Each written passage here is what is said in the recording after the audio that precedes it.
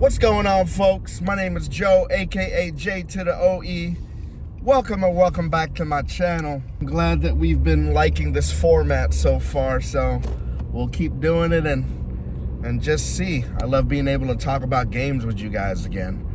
When I first started game collecting was in about 2019, and the Nintendo Switch has been one of my all-time favorite systems to collect for. What I love about the Switch is that it has so many different types of games, from RPGs to some pretty good first-person shooters. What I love most about the Nintendo Switch is that it kind of takes you back to when you went over people's houses and got on the couch and played some games together. The online system there is left wanting. There's a lot of lacking there, but what's great about the Switch is that it's a great system for people to come over your house and play video games. So these are some of the games that I love to play when people come over my house. I love to play where me and my wife can just sit on the couch and play on date night. Now let's get these out of the way first, because these are great. Mario Kart 8 Deluxe, Super Mario Party, and Mario Party Superstars. These three are some of our go-to games to always play. Mario Kart, what else can be said? It's the best-selling Nintendo Switch game. I think maybe for a time they sold more Mario Karts than they are Nintendo Switches. I don't know if that's still a real thing right now, but it's fun. It's a kart game.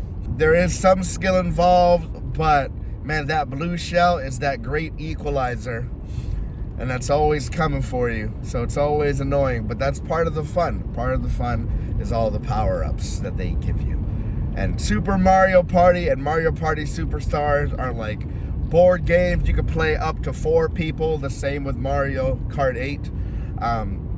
And you just go into board game, and the most fun parts are these mini games that take no longer than 30 seconds to a minute, and you guys are going all throughout the board together, and it's really, really fun. I have a lot of good memories playing Mario Party, and it's always that first go-to when people are over, or when me and my wife want to do a game night and we're like, what do you want to play? Do you want to play Mario Party? That's always the first thing we ask and go through if we want to play something. Another go-to would be Super Smash Brothers. Now, this is a little bit more of a caveat, mostly because I suck at it. I'm really terrible at Super Smash Brothers, so I don't bring it out often. The only time I bring it out often is when a lot of people are over and they want to play some sort of video game. And there's always that one person who just crushes everybody. But, it's still fun. What's cool about Super Smash Brothers is that you could play up to 8 people all in the same system. And man, it gets really, really crazy. I know I got to host Christmas Eve this year, and a bunch of us, all the nephews, all the nieces, kind of stuck together and played Super Smash Brothers, because it was really fun, and all of us could play. All we needed to do was half a Joy-Con, and all of us could really play. So, getting that out of the way, the 2 Mario Parties, Mario Kart 8 Deluxe, and Super Smash Brothers. Those are really, really great party games, really, really great games to have when you're over with your friends. Another game that I really enjoy playing with other people is Overcooked, Overcooked 2, and Moving Out. It's kind of the same concept. I think it's by the same developers, but the Overcooked series is you guys are cooking different dishes, and everybody has to work together to send out dishes in time. It gets really, really chaotic, but it's really, really good fun, especially with people who are into video games and like a little bit of a challenge, because you don't always win. Sometimes things don't go to plan. You really, really need to work together in order to do what you need to do with those missions there. Now, Moving Out is kind of the same, except you're going from house to house and moving them out. You're It's kind of like you're making sure there's enough space in the truck for you to move things out.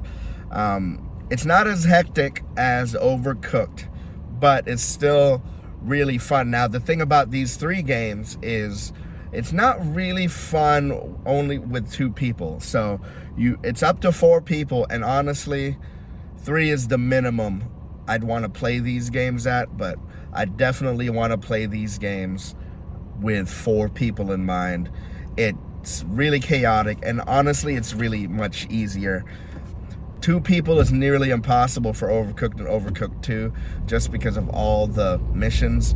Both of you have to be really, really good in order for you to succeed in Overcooked together. Another game I really love is called Lovers in a Dangerous Space-Time. It's really quirky, it's really weird. You and 3 of your friends play and pilot a spaceship, and you're rescuing these little bunnies. It's kind of cutesy, but it's also really fun. Everybody has a different job to do on the spaceship, but people have to be moving from job to job because you guys can't do just one job in order to succeed. And so you're going and flying around space looking for bunnies to rescue and having to fight different spaceships and all of that. Lovers in a Dangerous Space-Time is also best with at least 3, definitely 4 people.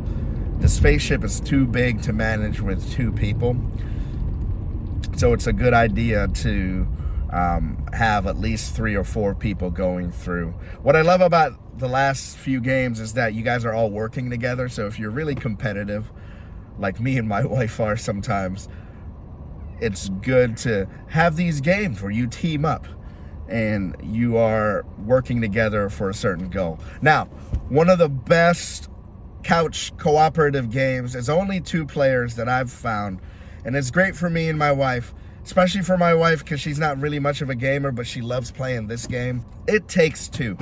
It Takes Two is wild, man. You go through a story about two parents who are going through a divorce, and then the kid wishes them to stay together, and then you become these like clay characters, and you go through all the yard and the house to try to become human again, and you go through this experience. But what I really, really love about It Takes Two is that it has so many different mechanics, so many different ways to play as you go out the game.